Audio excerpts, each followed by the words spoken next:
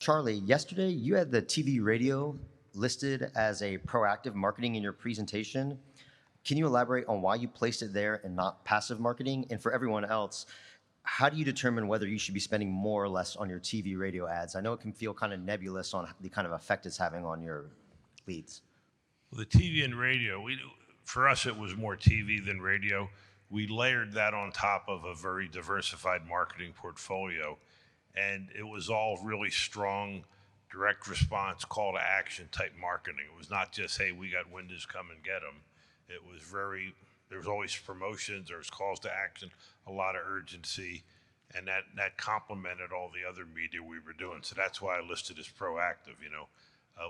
You could spend the same amount of money and have a very passive type of, brand building campaign. Ours was direct response.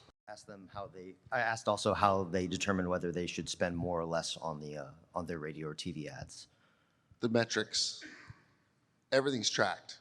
Are you just checking, like asking the leads, like how they found out about you, and then checking those conversion rates? There's technology out there that checks. Well, obviously the phone calls coming in we could track because the phone numbers were all tracked.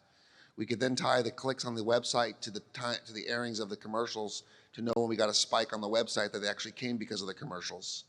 Right? There's a lot of software out there that can tie all that together.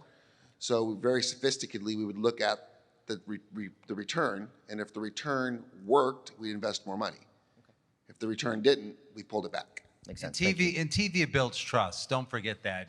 The idea, if you just said you're going to spend X percent of your budget, even if you're not killing it in leads, what it naturally does is takes everything that you already do in your business and it builds trust, because magically when you're on their TV, you're now part of their family. And I know it sounds ridiculous, but it's really true. Every one of you in this room could name your slip and fall attorney that's in your market.